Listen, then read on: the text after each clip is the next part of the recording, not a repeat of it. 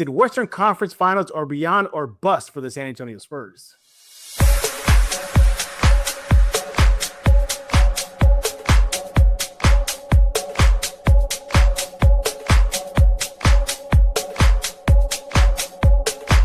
Hey, welcome back to Spurs in Focus, and I am your host, I should say, Jeff Garcia, longtime Spurs writer in San Antonio. Again, welcome. Don't forget to subscribe wherever you get your favorite shows, specifically right now on YouTube. We're hoping to put this on other platforms in the upcoming weeks, but right now, YouTube, definitely appreciate those subscribers.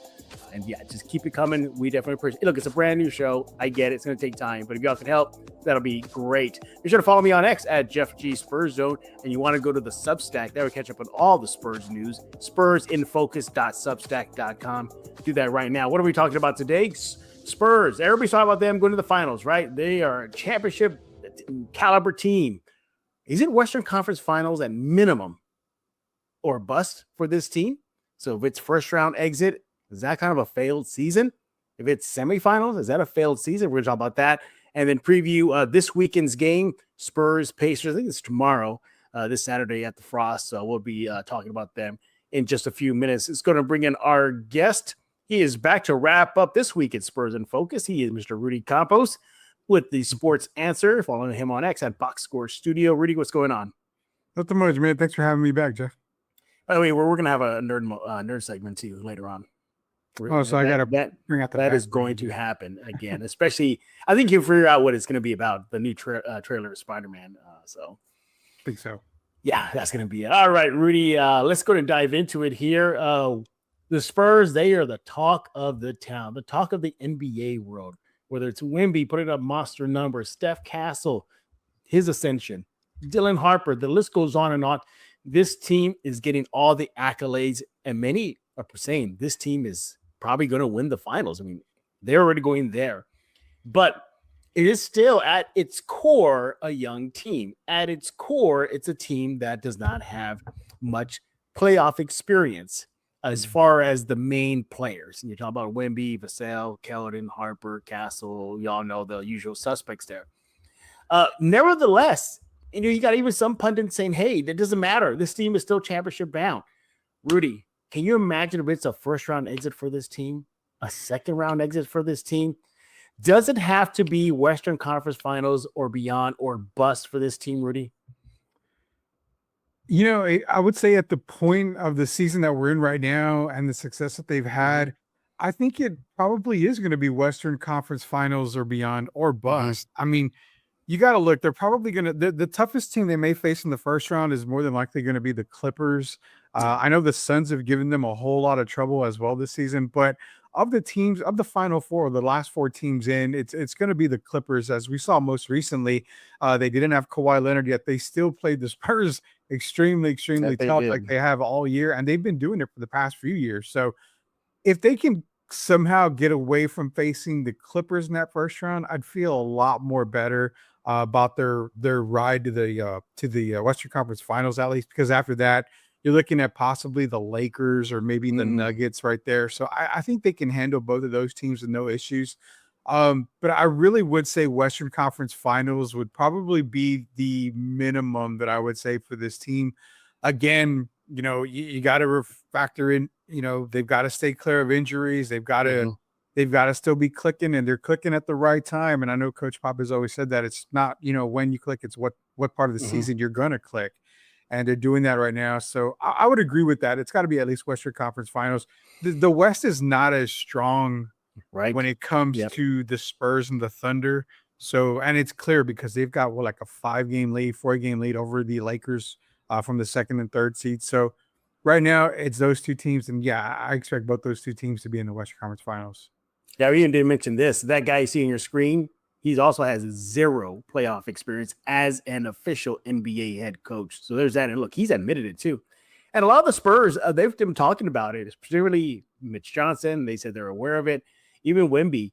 Wemby's seen it more like, okay, yeah, sure, we don't, but that's kind of a good thing because, they don't know what they're going to get into. It's kind of like what you don't know is not going to hurt you. He's taking that approach to it. For me, yeah, I think if it's a first round exit for this team, it's a busted season. It's a wasted season. If it's a second round exit, depending on the matchup, maybe it's going to be a little forgiven. But even at that, I think the Spurs should go at least to minimum Western Conference Finals, whether they have to face a championship team, battle-tested Thunder, or even a Denver team. You mentioned about the Clippers and the Lakers. I'm not worried about those two teams. I'm not. I know the Clippers nearly got the win versus San Antonio out in LA without Kawhi. And maybe Kawhi make the difference. But again, with home court advantage, I think on paper, talent-wise, the Spurs are better. This brings us to a good point. Let's look at the current NBA playoff bracket. Okay, there you have it here. So Spurs likely going to land number 2, possibly number 1 is still in the picture, but we'll for this argument, we'll look at them as just as number 2. You look at that play-in matchup as of now, Phoenix and the Clippers. Neither of those two teams scare me. So from my point of view, I think the Spurs should advance to the second round. All right. So what does that mean? That means either a date with, if I get this right, Rudy, correct me if I'm wrong, with the Lakers or the Nuggets, correct? Correct. It'd be the Lakers, the Nuggets. The only team there that scares me is Denver. I'm not fearful of the Lakers. I'm not.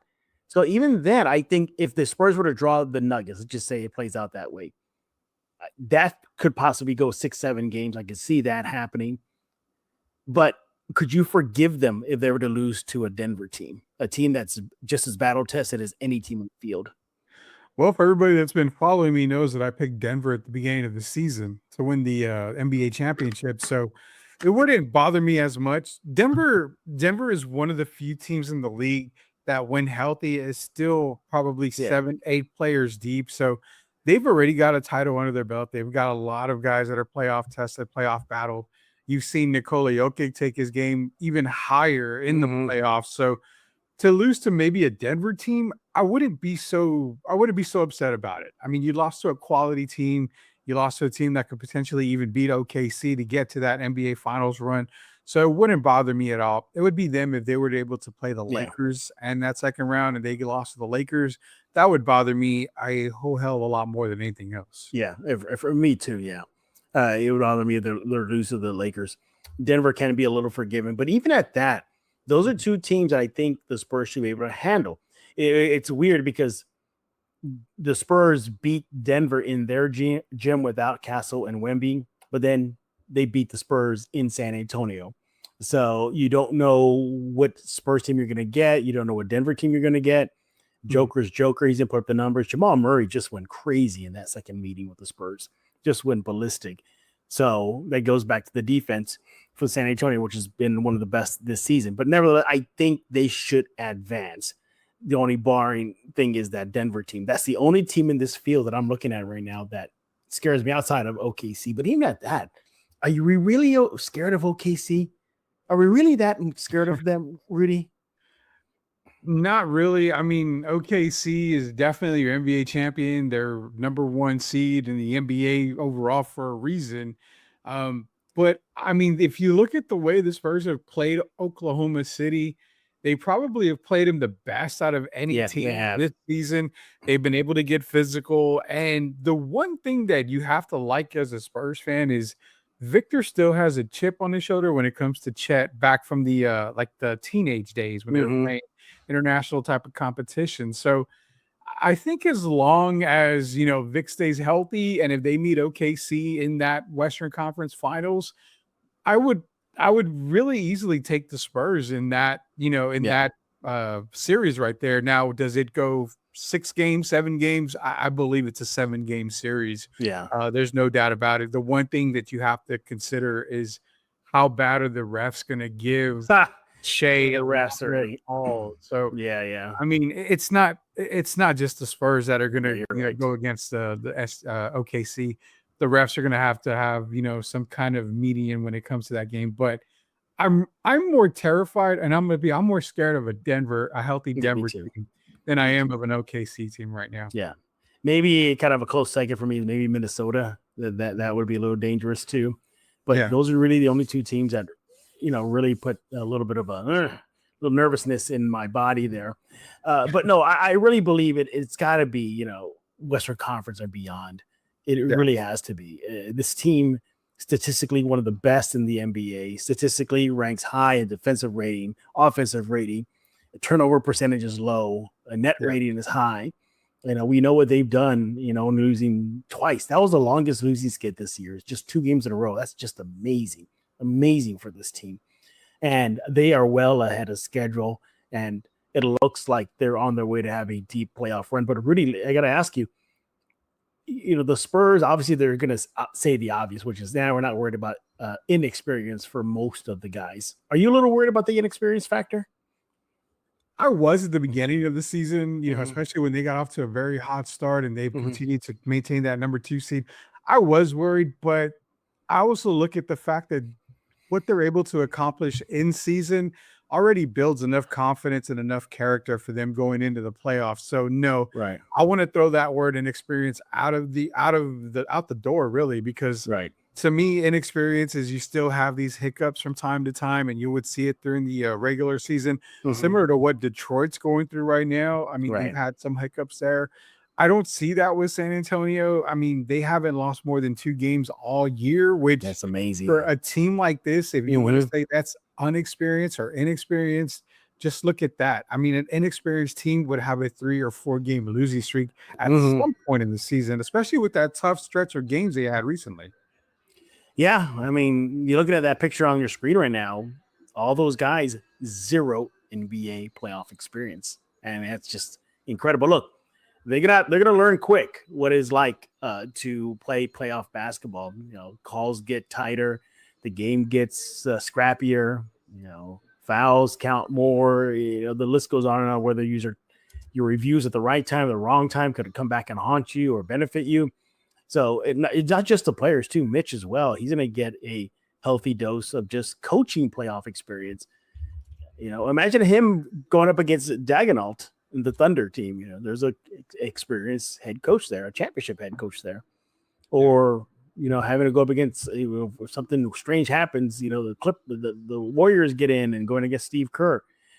It's just all this team is going to learn quick.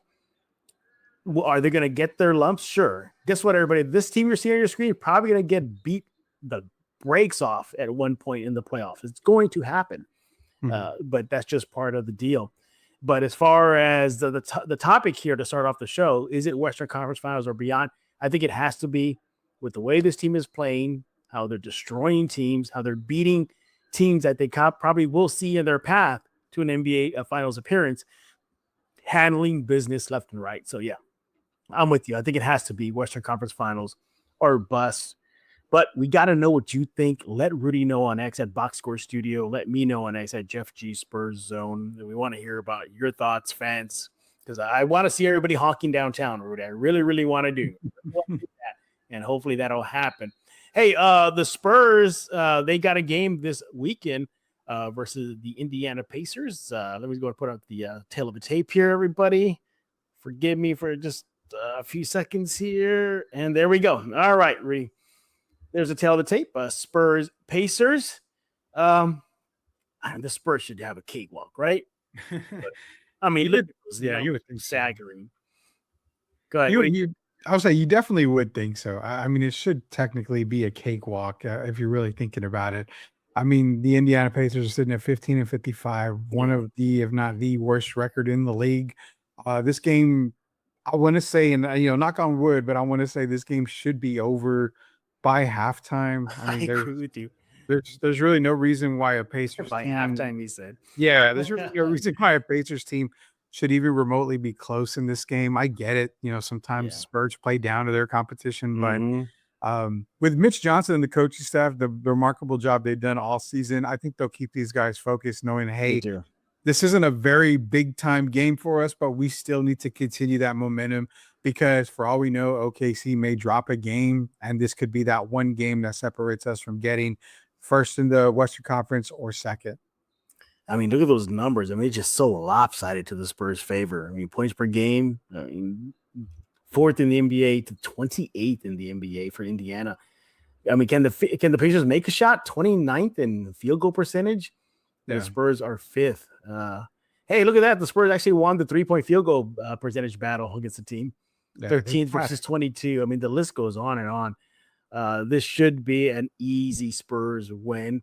Look, Rudy, the Spurs are just wrecking shop of late, but I'm itching for a competitive game. The Spurs would have to take on before the regular season ends.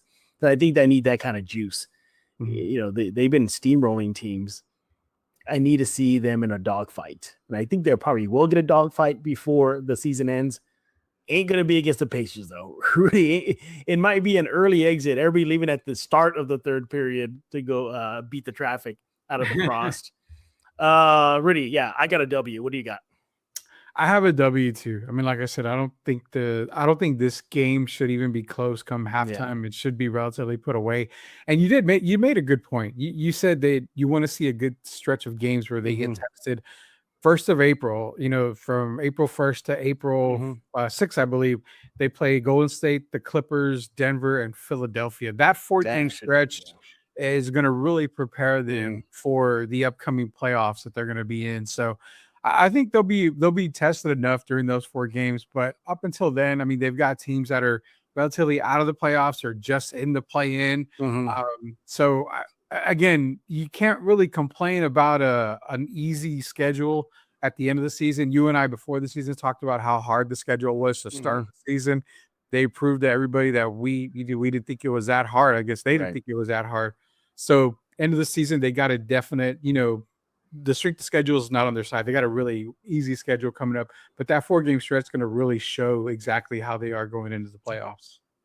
That squad you see on your screen right now, they got to rack up those W's. It's just a little frustrating for me because I can see the 1 seed is still within their grasp. It's still there. They got enough time to get it. It's just should we just say SGA is just on a roll right now. I mean, this guy looks unstoppable, and the refs don't help that cause. But it always seems like the Spurs are jinxed, right? When they win, the Thunder win. When the Spurs lose, the Thunder lose, or the Spurs lose and the Thunder win. Like they can't break that 3.5 lead right now. I think the closest they got was 2.5. Yeah. I mean, they're ballooned back to 1. So OKC has, I mean, their schedule is not that easy. If we're looking at it, I mean, you're talking, they still got a game. They got to go to Philadelphia. They got to go to Boston for 2 games. Both those games are coming up very soon. They got to play against the Knicks again. Detroit, I know Cade Cunningham is out, but again, that could be a game where Detroit needs to stay into the Eastern Conference League. They may come out with a W. And then they end the season with 3 teams that are either in play-in or playoff spot in the Clippers, Denver, and Phoenix. So at that time, they're fighting for positioning. So again, the Spurs just need to keep winning because OKC schedule-wise has a tougher schedule than what San Antonio does. Come on, basketball gods. Isn't that what Mitch Johnson always talks about, the basketball gods? We need some luck in our right now. Couldn't it be? But so let me ask you this funny question then. If they get the number 1 seed, OKC gets 2, and then everything else stays into play, wouldn't you be more worried facing a Minnesota Timberwolves team in the second round since they're playing the Rockets? I mean, I look at the bracket here. We saw what Minnesota did to the Spurs. And we saw that, yep.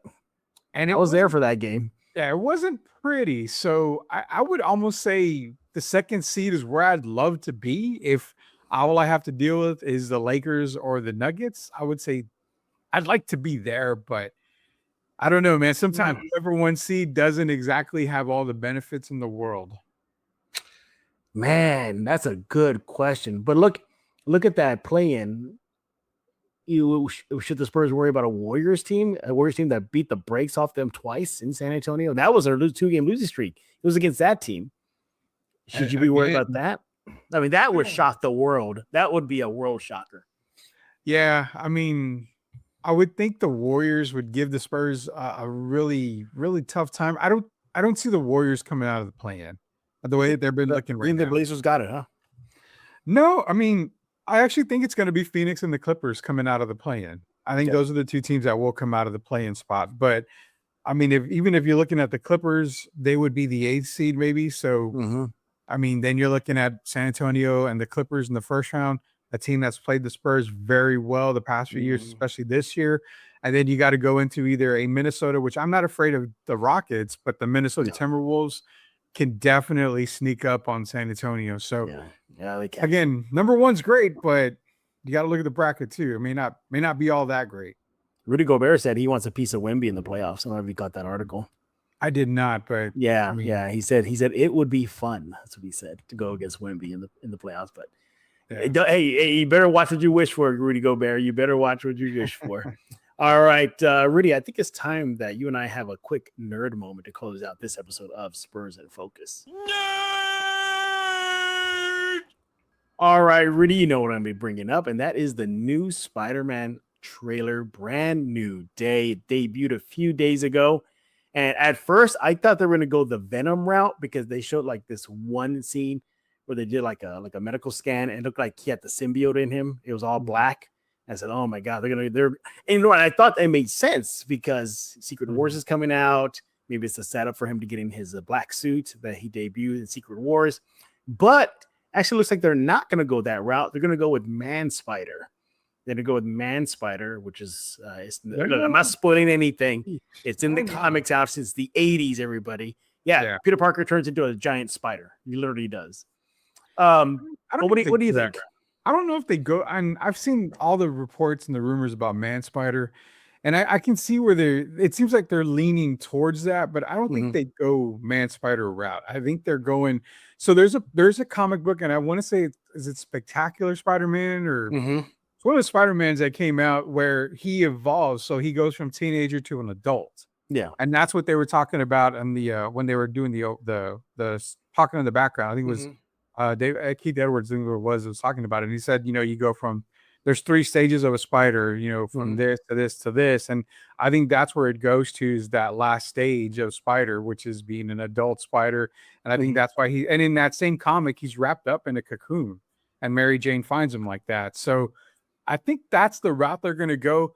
Honestly, the symbiote, the black Venom suit, the black suit, I'm going to just say this. I really think they're going to save that for Secret Wars. Okay. Because it was a Secret Wars comic. I think they're going to give him that black suit in the Secret Wars movie. Yeah. See, I just thought it was going to be a setup, like, because he goes to Bruce Banner and he says, "I need your help." And then they're doing the medical scan and they show all the, like, a black goo in him. I said, "Oh, okay. Even if the symbiote doesn't take over him, at least that's the setup." But it could be. No, but you're right. It's got to be he's just turning into a man. And so as he turns into that, hormones are going to change, and I think there's one scene where it says, you could read the medical screen. It says like strength has increased, stamina has increased, speed has increased. So, but there was that one scene where his eyes are all black. So I'm thinking, okay, is that the part he's going to mutate into literally a man spider? Well, it could be. Yeah. I like the villains in this. I like the villains in this movie already. I mean, I've got tarantulas in it. Yeah. Tarantula, you got Scorpions in it. Tombstone is making the Hand's going to be involved, and there's actually a couple more villains from what I'm understanding that we maybe got a glimpse of that we haven't technically truly seen yet. I'm seeing conflicting reports that it's going to be Jean Grey, but it's not going to be Jean Grey, but it is Jean Grey. But I'd hate to comment on that because I don't even know, man. I want to say Sadie Sink is. It seems like she's playing Jean Grey, but again, we know Marvel. We know a lot of these movies. They like to, in the teaser, in the trailer, you're like, oh, it's Jean Grey. I mean, there's mind control to this and that. There's other Spider-Man characters that have mind control in them. So, it's we can just wait and see on that. But if it's Jean Grey, I don't know how they're gonna play that. I'm still I don't know if you caught it when he turned the taxi and he hit the bus. Did you catch the girl in the seat? Okay, go back and look. She has the exact same hairstyle as Rogue from the X-Men. Okay. So that was a little Easter egg trailer thing that I saw there, and I'm like, cool. Well, maybe we could be getting some X-Men or some mutant type thing. Yeah, I mean, Marvel has slowly been introducing the X-Men. You had Beast. He was introducing the Marvels. Yeah. Professor X has already been introduced. And the Doctor, I would say Dr. Doom, sorry. The movie with oh my goodness, where he was in the Illuminati, and Doctor Strange. Sorry, Doctor Strange. Yeah, Doctor Strange. Doctor Strange. So you already have Professor X in there. Wolverine has already been introduced with the Deadpool movie. So they're going that direction, obviously. So just more mutants are going to start popping up. So maybe it is, like you said, you saw Rogue. And if Sync is going to play Jean Grey, then it makes all the sense in the world. Yeah. But it also I can see it too because he's, I guess, mutating into a man spider. So there are mutants out there. So there's that. But I thought the trailer was great. I think it set up, his loss, the sacrifice he made to save the world, which is everybody forgetting him. Yeah. And it set that up well. I always wonder though, are they going to go the route still of having his best friend become the goblin? I would think Ned would I don't get in the last movie. I don't know if you caught that. Yeah, I would. It's kind of weird because they say you play off the clothes that people wear, and he was always wearing that. I think it was the blue and orange sweater or jacket. Yeah. So I want to say it'd be kind of cool. I think Ned would have to get into a little bit more shape. Yeah, to play the Hobgoblin. Yeah. I actually would love that. I mean, the Hobgoblin is probably one of my favorite characters in Marvel as a villain wise. I don't know, man. I mean, there's so much they can do right now with Spider-Man. If you introduce Ned as a Hobgoblin, are we maybe going to see the Green Goblin in this movie too? I mean, maybe, yeah. When you see that picture of him fighting or jumping over something to fight the hand, they're saying there's supposed to be two people right there, similar to what Homecoming was, where he jumped and he was fighting against, I don't remember who it was, but there was two characters missing. So it's just, I don't know, man. Hobgoblin, Ned. I would have to ask you, what kind of role are you expecting the Punisher to play? Because when you talk about Man Spider, the Punisher was hunting Man Spider when he turned into Man Spider. But then Punisher's first appearance, Amazing Spider-Man number 129, he's hunting Spider-Man. So yeah, Razor Spider-Man. Yeah. So it seems like when they show him in the trailer, hey Frank, what are you doing? I'm like, so you technically already know him. You know him, yeah. That's the part that confuses me. So are we gonna get maybe 5 minutes of the Punisher in this movie? Yeah, maybe. I mean, I think was Punisher taken to Battle World in the Secret Wars? Is Punisher taken there? Oh, that's a good question. I can't remember. I don't remember. If that's the route, then he has to make an appearance somehow. Maybe it is brief. Just so they can say, well, he was in it, and that's why now he's in Secret Wars now. But yeah, it's a good question. I don't know. And yeah, I caught that right away. Like they know each other. He calls him kid. Frank, what are you doing? And then Bruce Banner. I mean, I know we're getting Bruce Banner in the movie, but again, what role does he play? Is he just a scientist? Man, don't get me started on that, man. Yeah, there's reports of Hulk. Yeah, there's reports of Raging Hulk. I mean, in this, I'm down with that. But where does it all fit in? I mean, that's the tough part. You bring in a good movie, but it seems like you have too many characters in it. So do we just get regular quote unquote comic book cameos type thing and that's it? Or weak. Exactly. It's something that could really make or break this movie. Yeah, absolutely. But looking forward to Spider-Man when it does come out. But again, I'm going to remind everybody, the other movie I'm looking forward to is more Masters of the Universe. Like that's the one that I cannot wait for. That one looks so good, and I trust it because it was made by the same guy, their director, that did the Bumblebee movie. He knows his 80s world. He knows what the fans want. So I'm looking forward to that. But yeah, let us know what y'all think about the new Spider-Man trailer if you did catch it. And nobody should be surprised having a nerd segment here. Look at the background right now. Look at the background. This just sums it up. Yeah. But New York City behind me. Oh, there you go. Yeah, I was wondering what that was. I thought it was kind of like a Batman Beyond homage. No. New York, I created a Spider-Man New York City themed background for you on this. So yeah, that's cool. All right, buddy.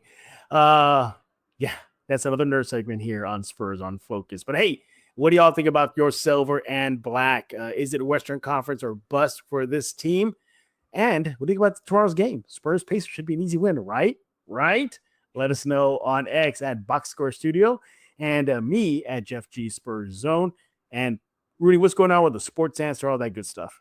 Yeah, so the sports answer, we are live now on Answer Now TV when we do Congratulations. go live. So you don't have to, what you want to do is go to Answer Now TV, hit that subscribe button. That way you are notified whenever we do go live. We go live definitely on Sundays, but it could be anytime during the week as well.